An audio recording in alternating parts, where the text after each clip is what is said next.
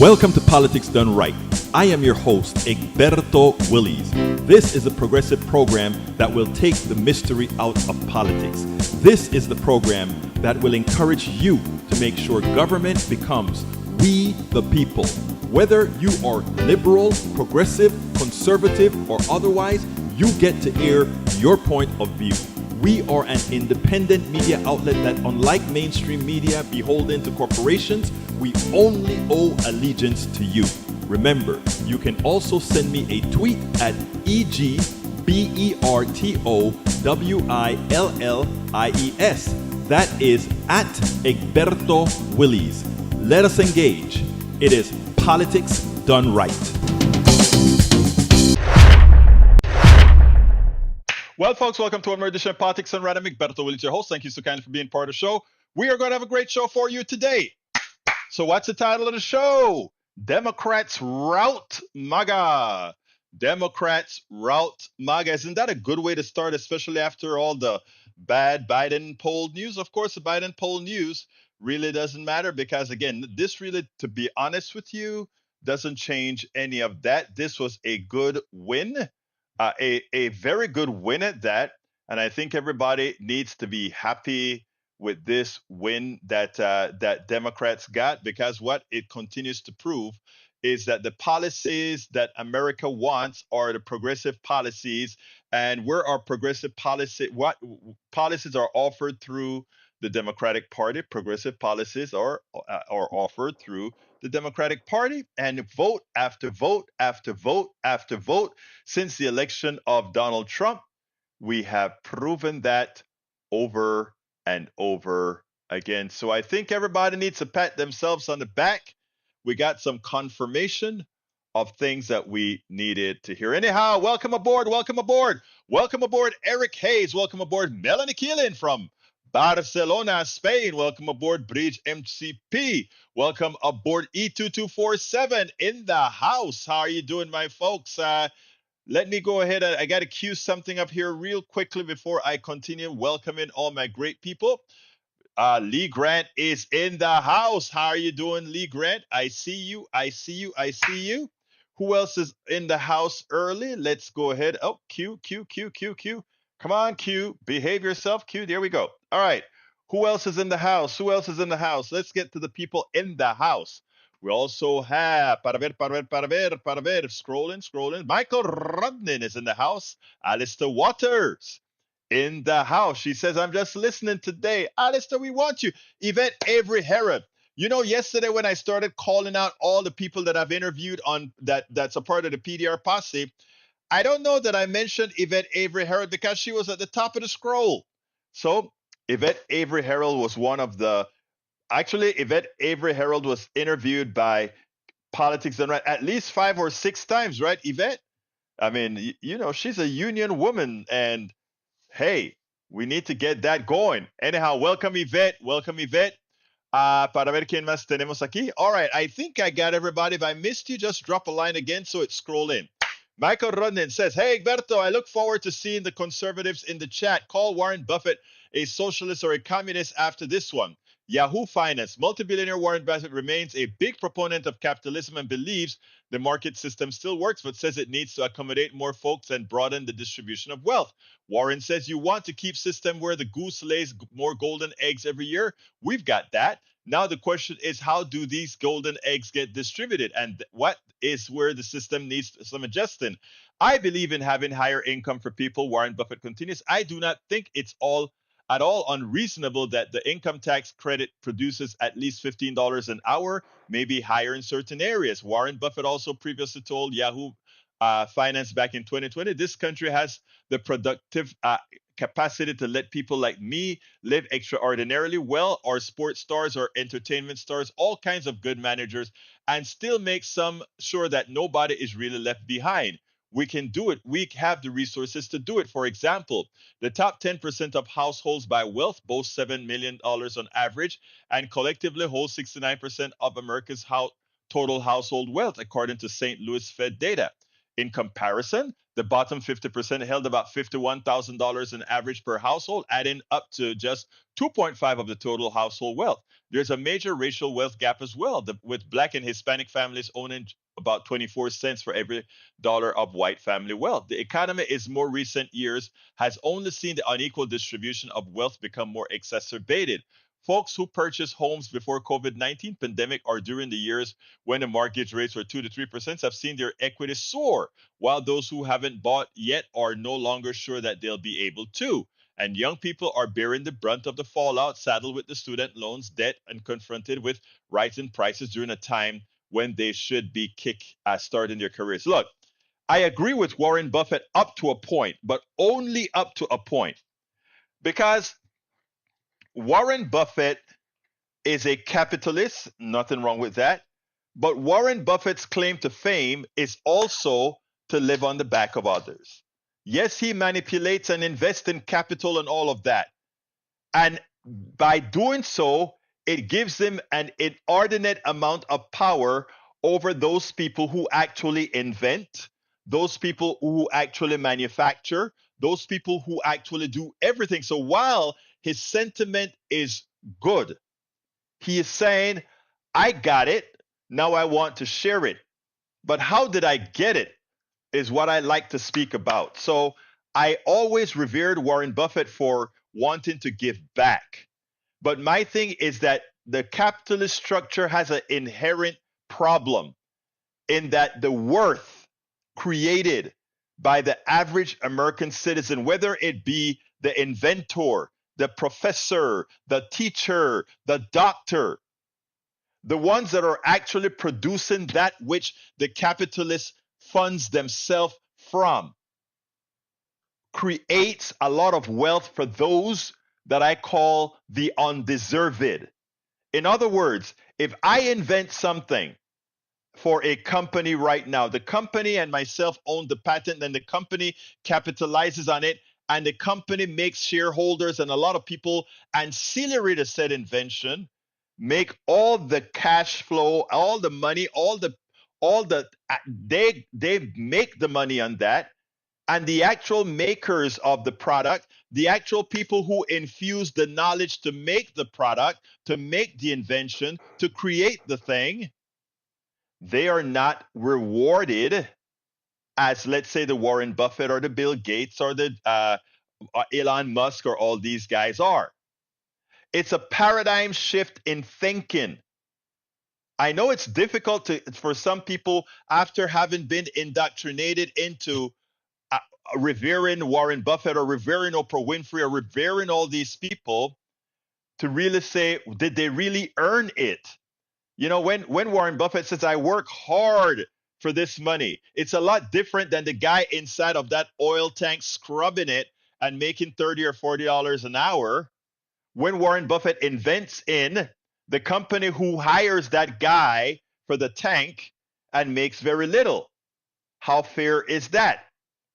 The guy who cleaned the tank is necessary, but the guy like Warren Buffett is replaceable, because again, he doesn't have to have the actual skills, the actual knowledge to do the job for which Buffett and these guys make their money. So it's a paradigm shift. So I love that Warren Buffett realizes that the distribution is wrong. I wish he would then acknowledge that the compensation, that the way that how we gradate what people earn is really the problem. Anyhow, I hope I made that clear. If I didn't, please ask some questions. Bridge, Democrats have a major problem from Michael Run. If they don't address economic concerns in a hurry, they're going to miss about half their support come to vote next year, while the whole abortion and authoritarian issue are important. They're simply not enough. Agreed. So, I mean, I don't want us to take this win and think that somehow it's great and it's the end of the story. Actually, it is just buying us time. Ivanka did well on the stand. Yeah, I think she kind of hurt her own folks, didn't she? Bruce Pollard says, part of the show. Welcome aboard, Bruce. Great to see you here, my brother. Let's see. E2247 says 11 tools to learn about research in international weapons and arm trade at Women for Weapons. Melanie Keelan, good Wednesday to all. Welcome, Melanie. Let's continue scrolling down, scrolling down. Maywood says, good afternoon to everyone. Please. We also have in the house, Piggy Lopez says, hi all, back writing on walls. This life is a test. It's only a test. If this had been a real life, you'd be told where to go and what to do. Michael Rudden says, thanks for reading all of that. Well, hey, Michael Rudden, if you bring a paragraph like that, speaking about capitalism and what many of these people think, of course I'm going to read it, my brother. That is right up all our alleys here in the PDR posse, right? Absolutely so. Eric Hayes says, Egberto, you are so wrong and want to take what is not yours. No. Who is taking, folks, the response that we get from Eric Hayes to what I just said is, I want to take what is not mine. Let's address that. That's important, because a lot of people who have been indoctrinated by capitalism, they actually believe what Eric says. He is saying, I want to take something away from Warren Buffett that isn't mine. What I'm saying is Warren Buffett took something that wasn't his. In other words, we go ahead and we invent things, and the capitalist takes it and capitalize on it. They profited from something we created. The oil companies drill on public land to remove the oil that they didn't put there. It's on public land. It should belong to all of us. They mine it and they take most of the profit. They take an allowance, or rather, they pay a small royalty, and then they get back even more with something called a depletion allowance. I think they still do the depletion allowance, right? Let me see. The depletion is the depletion allowance still given? Is the depletion allowance still valid? They do. After years of debate, the depletion allowance for oil and gas was reduced from 27.5% to 22% in 1969 and completely eliminated for certain large producers, but not all large producers. So oil companies, they are taking your oil, and then they also get a tax break with a depletion allowance.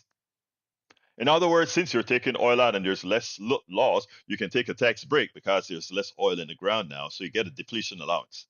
So again, Eric, I understand the indoctrination.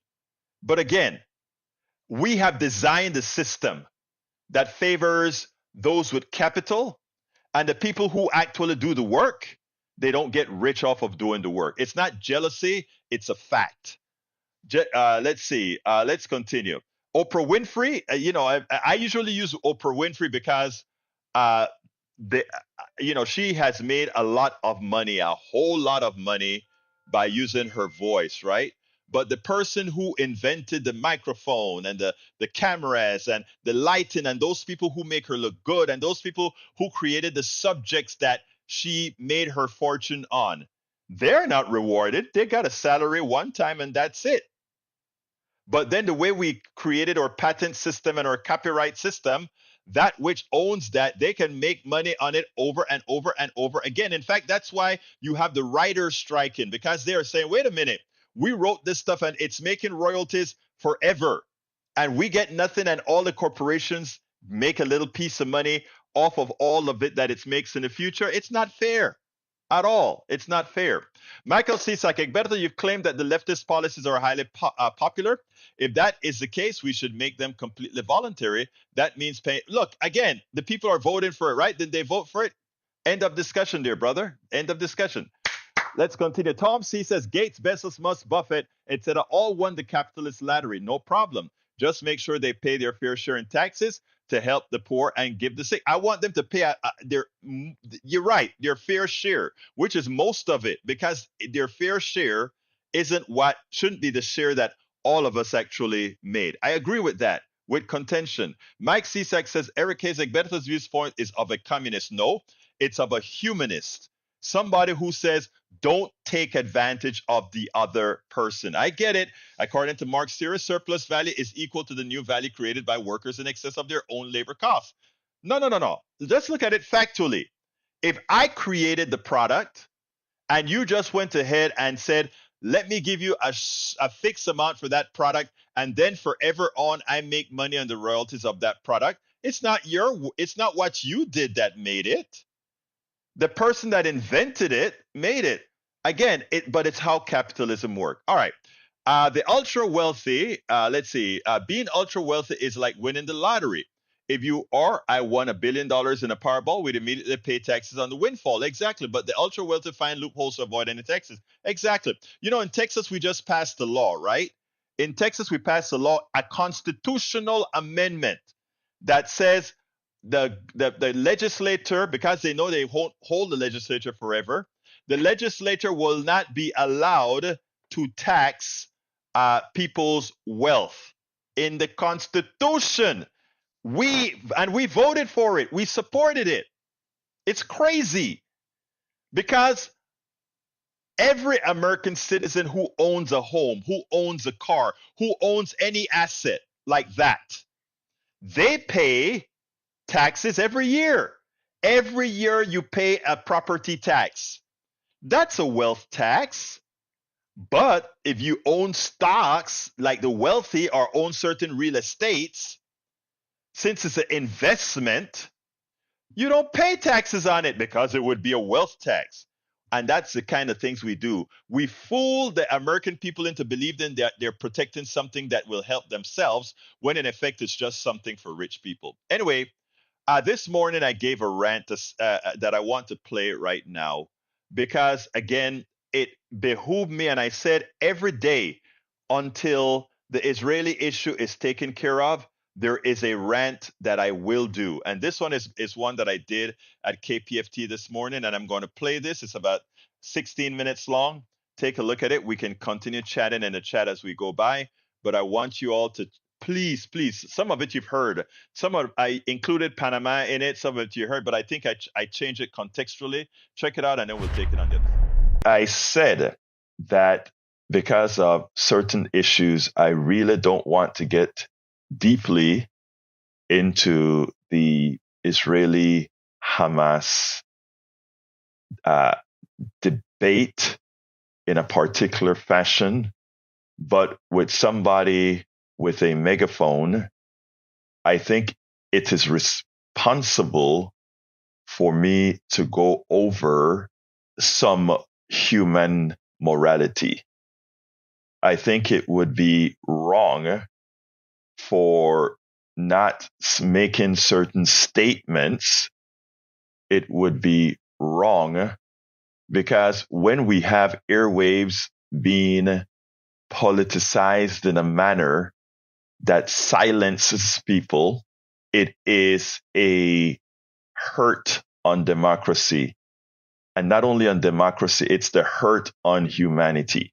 And I'm teeing this off for what occurred in Congress last night. Rashida Tlaib, a congresswoman from Michigan, she was censored. She was censored because she made statements, specifically one from the river to the sea, which some have interpreted to mean the destruction of Israel. And by the way, it really does not. I know you're going to have a lot of people immediately say, oh, that's what they say and that's what they mean.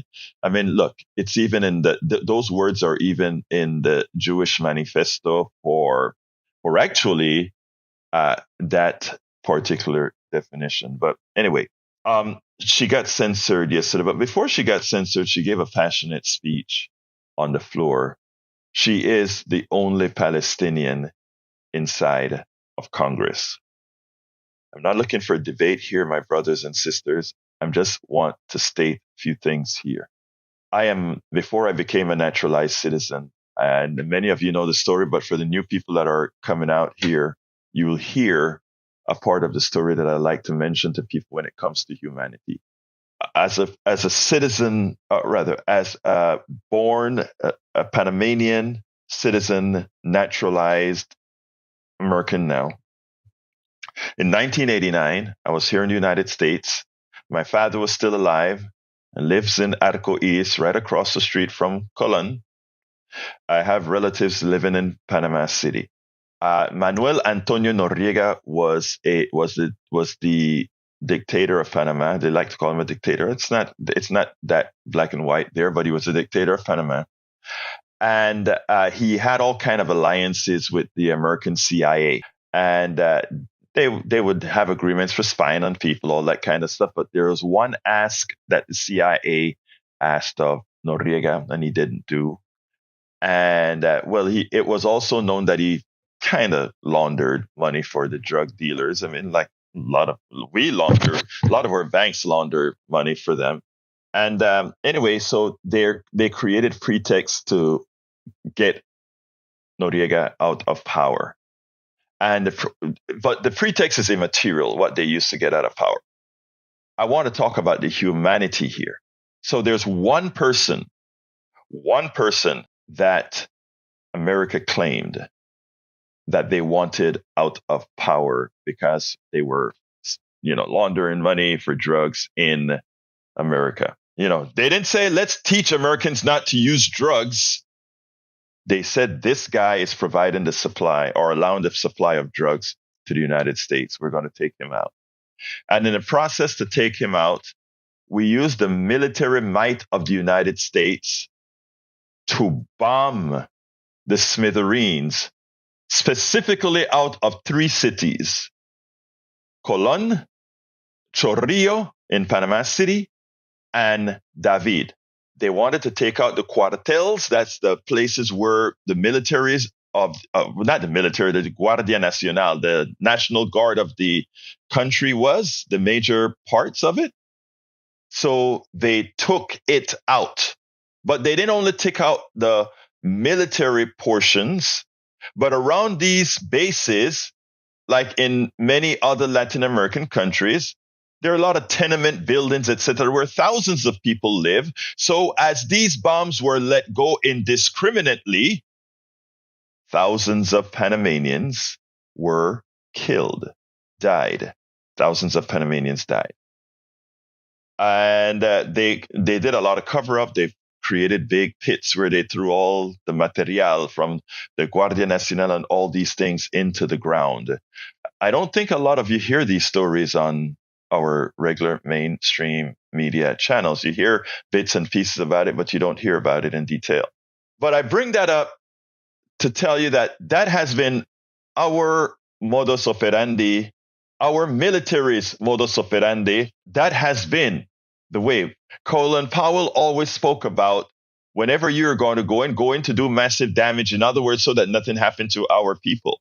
When we were attacked in Iraq by Saudis who trained in Afghanistan, when we were attacked and we lost 2,300 innocent Americans, we did similarly, but not so much so in Afghanistan, because a lot of these fighters were in the mountains, etc. So the damage wasn't as bad on civilian populations. But the truth of the matter is, we don't care.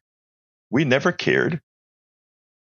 When we then created a pretext to go into Iraq, in Iraq, our smart bombs killed several 100,000 people under the pretext that Saddam Hussein also had something to do with 9/11. But civilians got killed indiscriminately in Iraq again. And we as Americans felt, many of us, listening to our media and our government, justified that innocent Americans and several thousand American soldiers got killed. The war machine.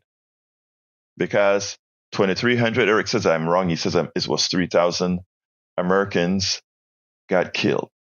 So we thought it was sufficiently humane that was in response to the killing of Americans, and that somehow that would make things better. That would make this not happen again. That's what we would be felt to believe.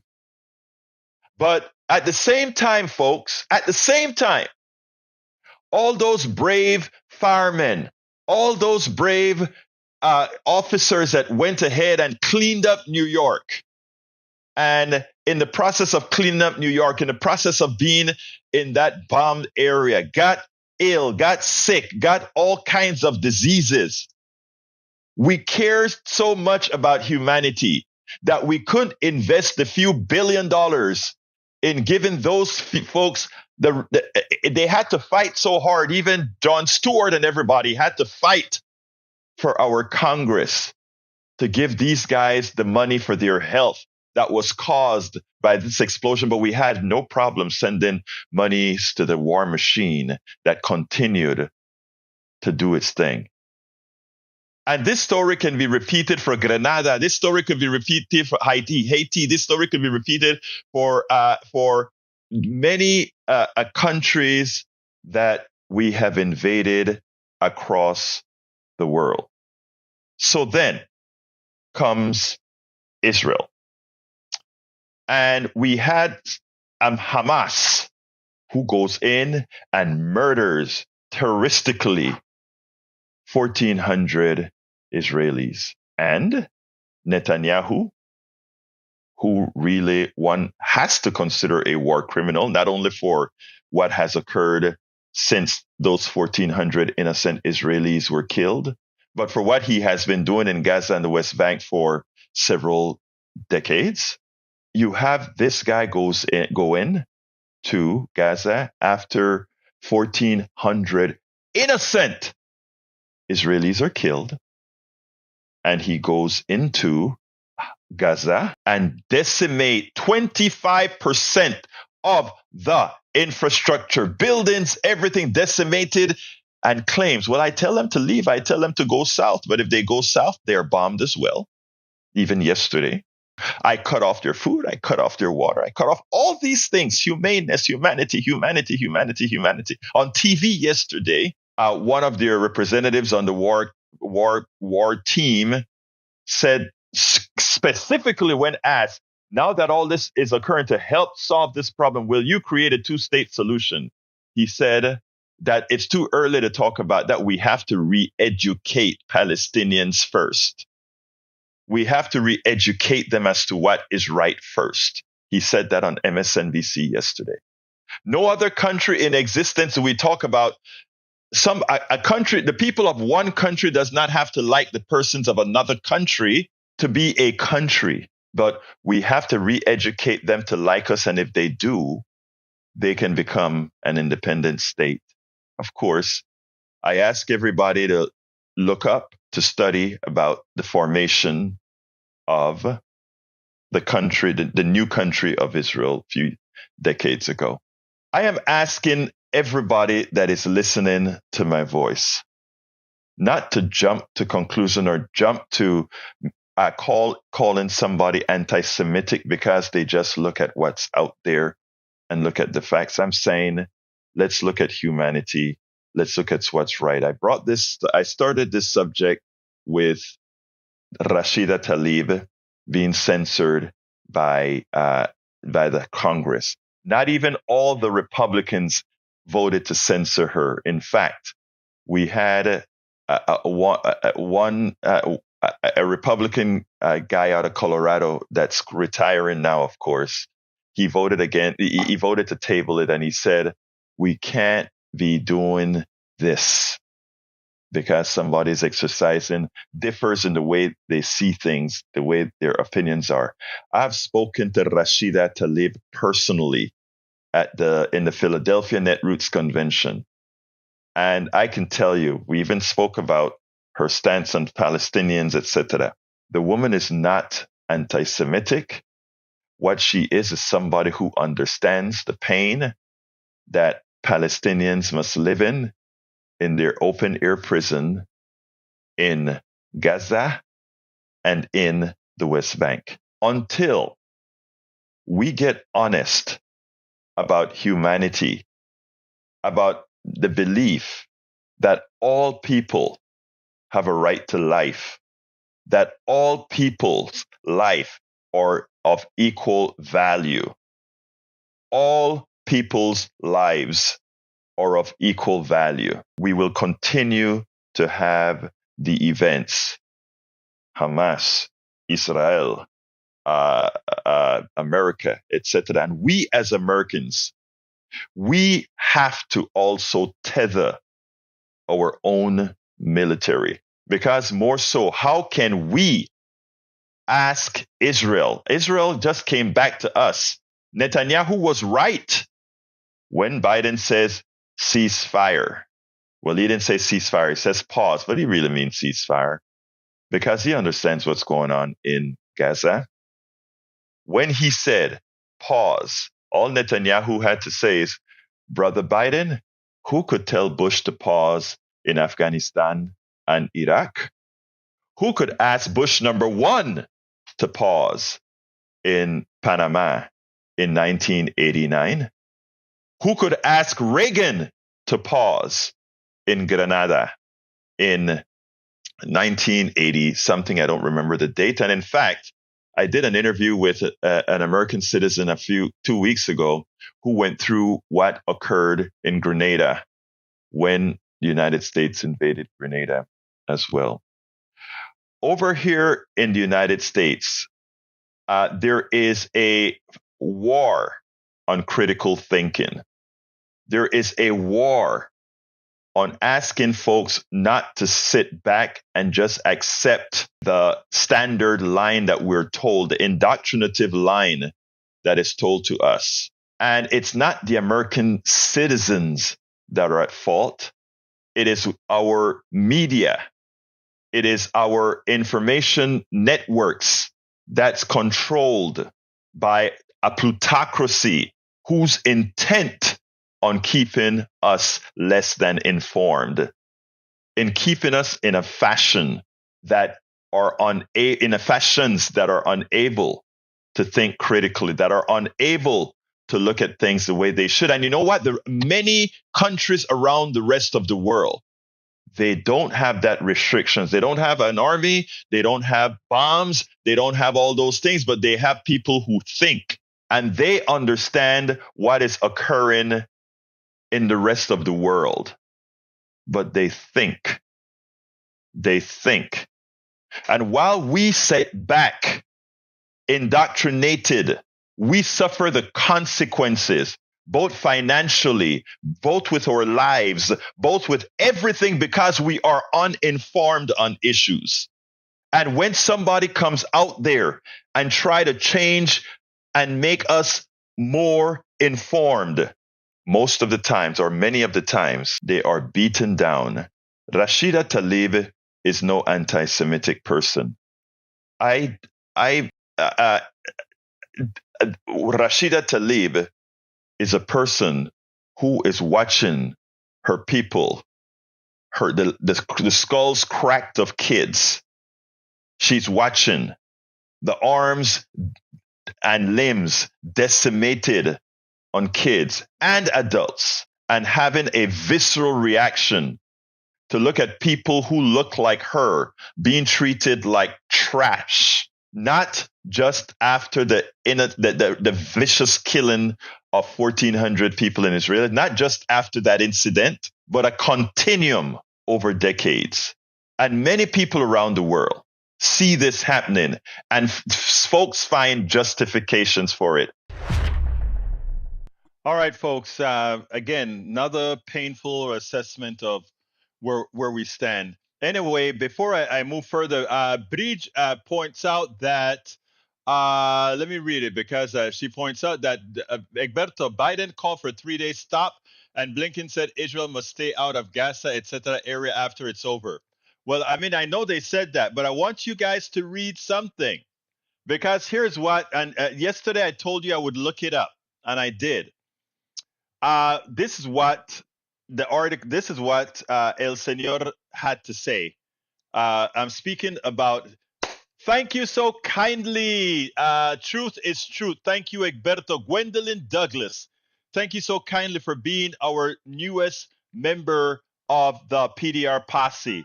Thank you so kindly for being a member of our PDR posse. Folks, please feel free to join Gwendolyn to become a part of our PDR posse on YouTube.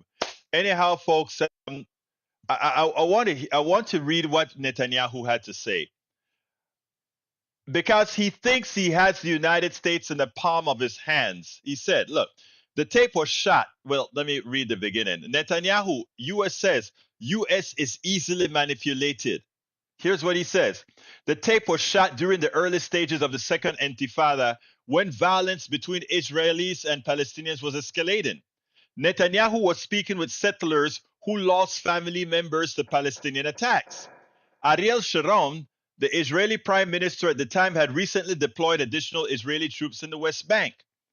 Netanyahu, who did not hold political office when the recordings was made, was dismissive of the United States, calling it easily manipulated.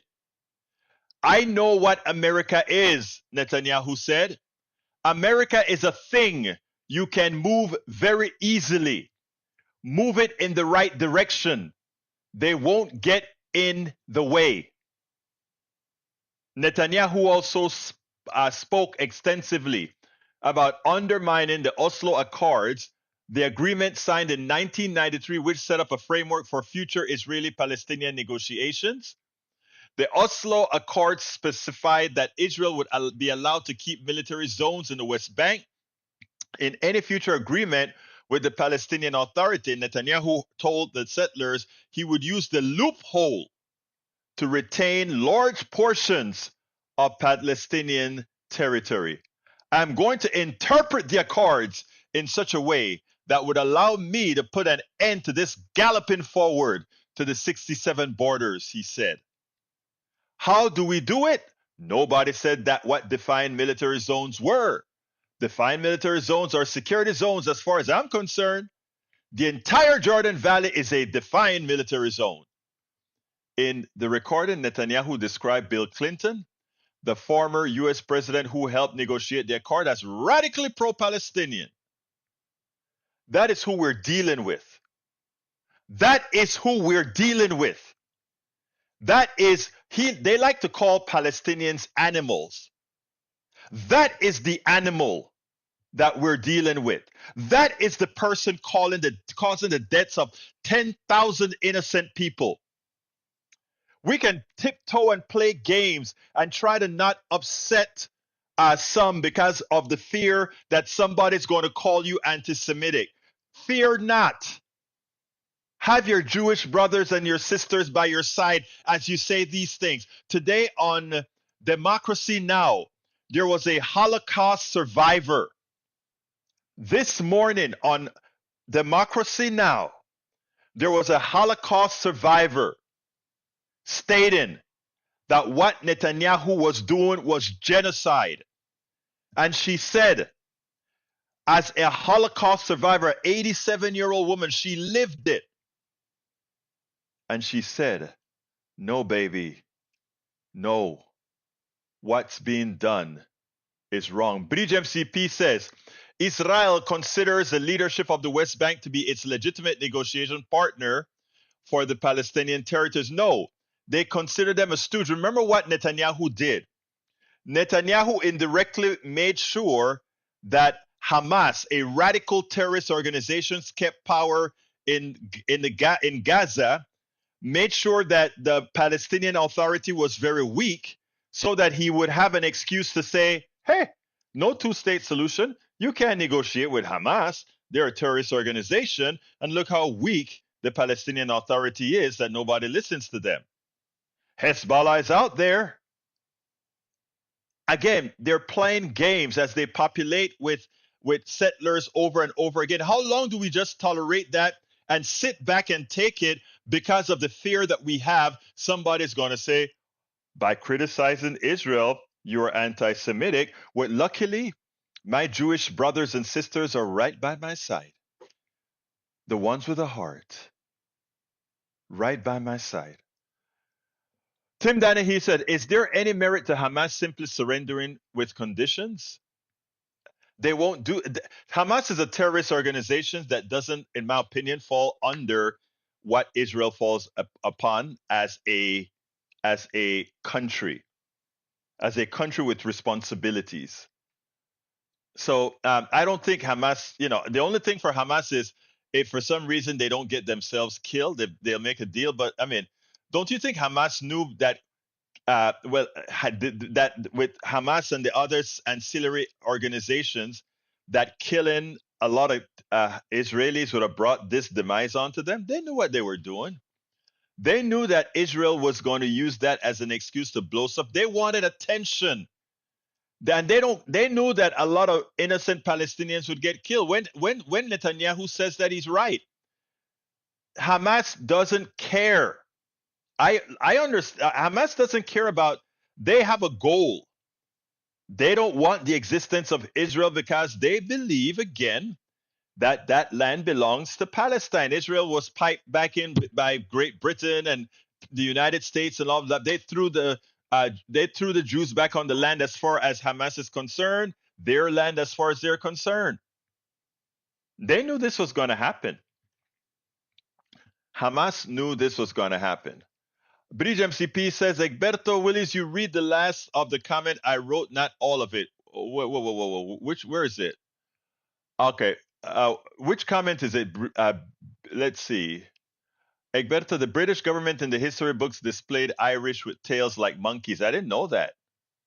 I did not know that. But let me see if I can find your other notion, or actually put it back again. Bridge MCP says, Egberto, here, when Israel invaded the Gaza Strip Thursday, no military operation was happening in the other part of Palestinian territories, the West Bank. The two territories have had drastically different relationships with Israel and the rest of the world. In the Gaza Strip, the government is led by the radical Islamic movement Hamas. In the West Bank, Fatah, a political party formed from the Palestinian National Liberation Army, the PLO, is in power. Both Hamas and Fatah are predominantly Sunni Muslim groups. Israel considers the leadership of the West Bank to be its legitimate negotiating partner for the Palestinian territories. While both groups were created with the goal of reclaiming land from Israel, Fatah has accepted the existence of Israel, but Hamas hasn't. Hamas, headed by Khalid Mashal, is considered a terrorist organization by Israel, the United States, Canada, Egypt, and Jordan, as well as the European Union. Israel refuses to consider Hamas a legitimate government, and Hamas refuses to acknowledge the state of Israel. Until recently, Fatah also refused to recognize Hamas as a legitimate government. In April 2014, however, the two Palestinian factions announced a reconciliation agreement. As BBC News reported, Fatah leader Mahmoud Abbas, who also heads the Palestinian National Authority, condemned Israel's attack on the Gaza Strip, calling them a genocide. Speaking in the West Bank last week, he said, what's happening now is a war against the Palestinian people as a whole and not against militant factions. That is correct. And by the way, Bridge, you must have sent that through another method because we never got that long thing I don't see in the list. All right. Before I continue, that's it for Israel today. I said I will be doing a rant or something every day until something happens. I don't know. But I just feel impotent. Every day, Israel just bombs and kills and maims. The revenge for the 1,400 Israelis are probably going to result in over 20,000 by the time it's all over or more dead Palestinians. And these are people. And Israel does not consider them people. I said it on KPFT Bridge, but I noticed how I really watched the words that I used on KPFT. And I noticed how I catered it around Panama. I catered it around Iraq and all these other places. But I needed to find a way to say it. Anyway, as you know, the Democrats had a big win all over the country yesterday. Did I expect it? Yes. Did I expect it was going to be as big as it was? No.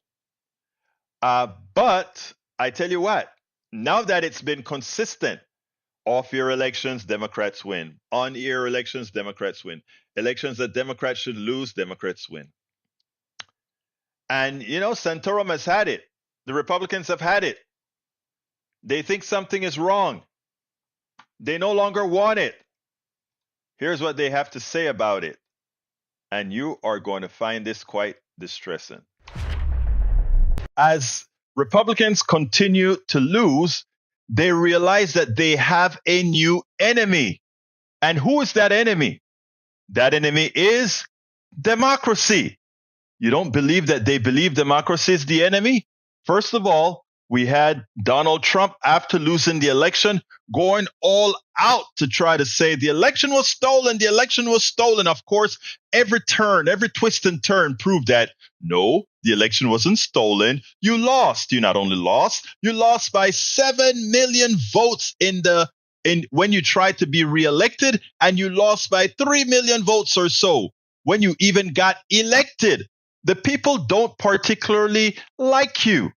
It's the undemocratic nature of our electoral college that got you elected. Now, Republicans continue to lose year after year after year on issue after issue, on politician after politician. So now that you've pretty much note that the people don't want you, in other words, democracy says the people doesn't want you. Many of you have decided that your new enemy is, in fact, democracy. Want you to listen to Torum and what he has to say about that, because he said out loud what we all knew. To our panel now. So we're looking at obviously the issues of abortion and marijuana in the state of Ohio now. Now over 50% of the country has legalized marijuana. Senator, you look at these issues that are driving the left out to vote. You would think the economy, crime, illegal immigration, those would be some of the issues driving people out when you look at so many who are unsatisfied with the direction the country's headed in. But apparently that's not it. Remember, these elections, off-year elections, odd-number elections, are very low turnout elections. They are base elections. And the Democrats have traditionally, number one, outspent us, not just in odd-number year elections, but generally speaking, number one. And number two, their base is more ginned up to go out and vote generally than Republicans. We've seen this now for the last several years. And so a base election, Democrats outspend. And you put very sexy things like abortion and marijuana on the ballot, and a lot of young people come out and vote. It was a secret sauce for disaster in Ohio. I don't know what they were thinking, but that's why I thank goodness that most of the states in this country don't allow you to put everything on the ballot, because pure democracies are not the way to run a country. So then. Pure democracies are not the way to run a country.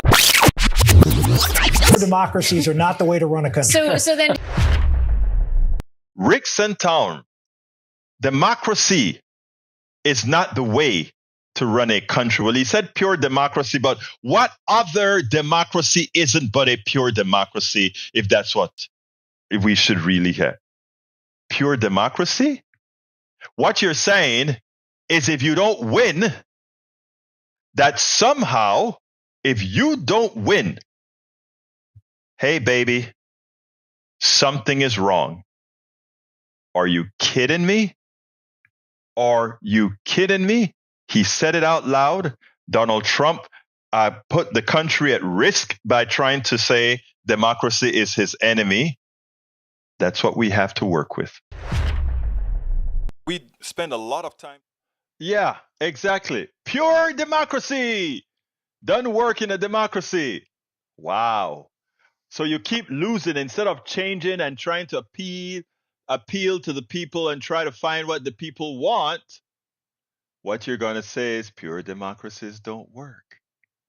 Pure democracies don't work. It is astounding, but he said it. But they've been saying it for quite a while now. Anyway, folks, if you are on YouTube right now, please click that join button. Consider becoming a member of our PDR posse on YouTube. You know why? Because we need to get more of you on. So please consider click that join button and become a member of the PDR posse. You click that join button and send me an email, because when you click join and come in, I don't get your address or anything. I'll send you a Politics Done Right bumper sticker. Politics Done Right, the bumper sticker. So go ahead and click that join button. Become a part. It's pretty cheap, man. Pretty cheap. And you really help us do what we're going to do. And I'll send you the politics. Let me see if I get a better picture of it there. The Politics Done Right bumper sticker, you know, and, we can do it. So join the posse. Join the posse. I'm pretty sure you'll see we are a loving family here. All of us, left, right, and in between. Left, right, and in between, we get along. And yes, I am going to do that, brother Lee Grant. I'm going to go when all the hostages are released. Maybe I'll stop, assuming that Israel stops killing innocent Palestinians. Then I'll stop. Now I want to a cup of coffee a month. Yeah, a cup of coffee a month, or go ahead and subscribe to be a paid subscriber to our newsletter. But I want to say something here because many people fear mob rule, right? In other words, a lot of people taking away the rights of the minority, of whatever that minority, not necessarily a color minority, but a minority in gender, minority in what you want, etc. No, that's not what we want at all. And let me just give a little stuff. I think you should know this already, brother Lee Grant. I think you know this, but let me reiterate it after what you said. Because what Lee Grant said was pure democracy equal mob rule. And we are a constitutional democracy, right? And within our constitution, we have something called the Bill of Rights. And the reason we have a Bill of Rights is because that which falls into the Bill of Rights are rights that the democracy cannot take away from you. It's called an inalienable right. And some of them I like, some of them I don't. I don't like the idea that anybody can have a gun, but it's one of your right. We cannot take away your right to have a gun except under very strict circumstances. Likewise, free speech. We cannot take away your free speech, no matter what you say, unless you do something that actually harms, etc., etc. So there are rights within the Bill of Rights, right of assembly. All these things are there to protect against what people call either mob rule, as Lee Grant would say, or the tyranny of the majority. There are a lot of ways people state these things. The Constitution laid out has the option to protect against that.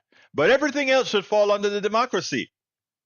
And that is what Rick Santorum and Republicans, now that they're on a losing streak that seems that probably won't stop, now they don't believe in democracy at all.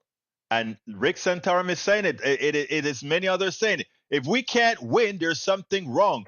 We have to use guns to win. We got to do this to win. And that's what it's all about. Anyway, folks, click that join button so I can thank you now. Click that join button if you're on YouTube, and I'll give you a good thank you for becoming a part of our PDR posse on YouTube. All right? Okay, let me go ahead and do my ask now. Please consider becoming a member of Politics Done Right. We have a link here that gives you all the options that you can use to support us, whichever one is more comfortable for you, to make sure that we can continue to be out there telling the truth, making sure that things are right. politicsdoneright.com/ Bridge, I'll send you another bumper sticker, Bridge. I'll send you one. I'll go ahead and send you a bumper sticker. In fact, let me write myself a note. Send Bridge a bumper sticker. Bumper sticker for Bridge. All right. I'll send you a bumper sticker, Bridge. All right. Anyway, folks, go ahead, click that join button, become a member now of the PDR posse. All right. Now, if you want to know all the ways in which you can support the program, go to politicsdoneright.com/support. politicsdoneright.com/support. We have a lot of different ways that you can support the program. Alternatively, I'd like, or as well, not alternatively, I'd love for all of you who can, to please subscribe to our newsletter. A paid subscription is a coffee a month. A paid subscription is a coffee a month. politicsdoneright.com/ patreon.com/newsletter, and you help us do what we need to get done. We get to do what we need to get done. So if you kindly support us either through our newsletter or many of the other options at our support page, politicsdoneright.com/support, you ensure that we can continue doing this. And this is a lot more than just a show on the radio, on KPFT, or a show on the screen. We also write books out there, and anybody who becomes a subscriber to our newsletter, they get access to all our current books and all subsequent books online at Substack. So please consider doing that. politicsdoneright.com/newsletter. I'll put it in there one more time, politicsdoneright.com/newsletter. Anyway, guys, I got to get out of here. My name is Egberto Willies. I want to thank all of you guys for being here. You know how I end this baby. I am what? Out.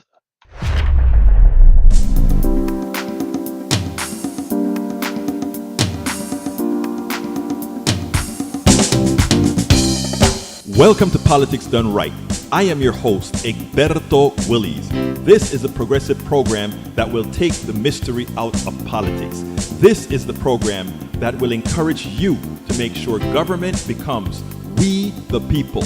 Whether you are liberal, progressive, conservative, or otherwise, you get to air your point of view. We are an independent media outlet that, unlike mainstream media beholden to corporations, we only owe allegiance to you.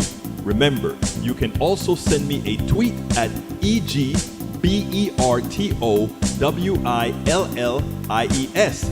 That is at Egberto Willies. Let us engage.